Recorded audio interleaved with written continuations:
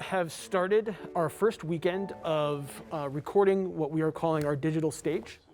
We have an entire series of different types of programs that we are doing throughout the course of this year in the absence of being able to perform in front of live audiences because of the COVID-19 pandemic. There are a lot of obstacles a pandemic brings into a classical musician's life. It's a bummer, it's just disappointing to not be able to do what you're used to doing. It's difficult in the sense that, we're having to accept that we're just not going to be able to do what we normally do. Obviously, the ability to generate revenue is just quite simply not there. Where's the motivation to practice? Typically, I haven't needed to search too much for that because you've got an upcoming performance.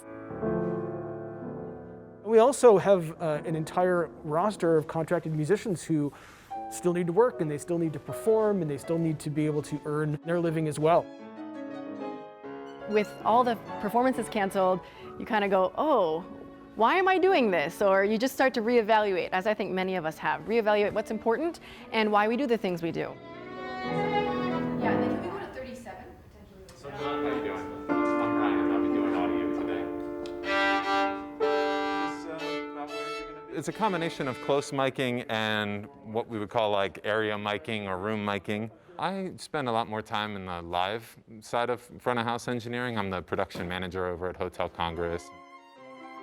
On a basic level, what's more interesting about this, or potentially more interesting, is that you're sort of aiming at capturing exactly what's there, where with things like rock bands, you've got so much volume and so much density of sound.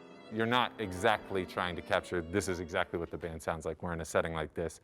As best as you can, you want it to sound like what a person sitting right here would hear. We got movement one, take one.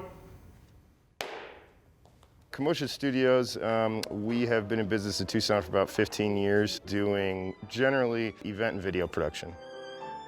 COVID hit the events industry maybe more than any other industry, on the planet.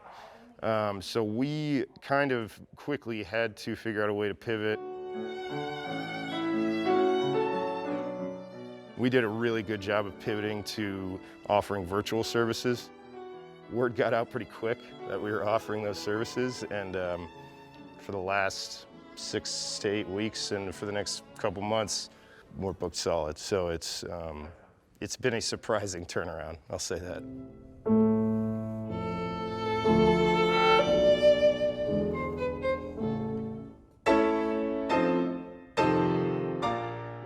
The main thing that we're hoping to do is to just stay engaged with our audiences, to make sure that they know that we're still here, that we're still making music, that we still want to be the incredibly important part of the Tucson cultural community that we are. Normally what I get to do is I'm facilitating setting up the shell and all the staging and the chairs and the stands. Right now, the mechanics of the job are different, but the soul's about the same. My job is still to make sure that their performance gets to an audience in the best way possible. And so it's still about making sure that the right crew is here and that the room's set up for them, and making sure that the musicians have what they need to do their best work. I guess this would be my 8th season with the orchestra, so I've been here 7 full seasons, although one of them was cut short due to COVID. Movement 2, second take. I have done so much in advance of live performances. Now that there aren't live performances, what's left?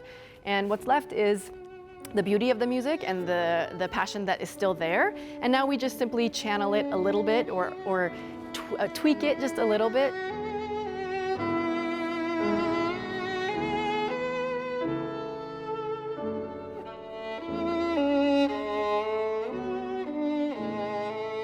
It's nice to be working again. It's nice to be with these people again. My office is right near the rehearsal space, so there's always somebody playing or somebody practicing, and I've missed that. And so it's really nice to be back and have the musicians back and have their ideas and their energy and their music back.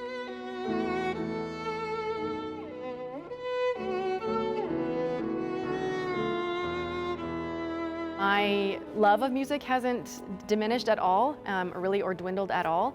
And so that's telling in and of itself. Means I think I've been doing something good for me and something that's right for me in my life. When we are able to perform in front of audiences, we'd like to continue to create digital content to continue to engage with our audiences in new ways. So we're kind of learning a new skill here, and I couldn't be happier with how it's gone so far. I'm fine with this, this chance. I'm thrilled, not fine, I'm thrilled with the chance to still perform and still play, still make music, and still have offerings for the audience here in Tucson, because I feel connected to them and to our community here.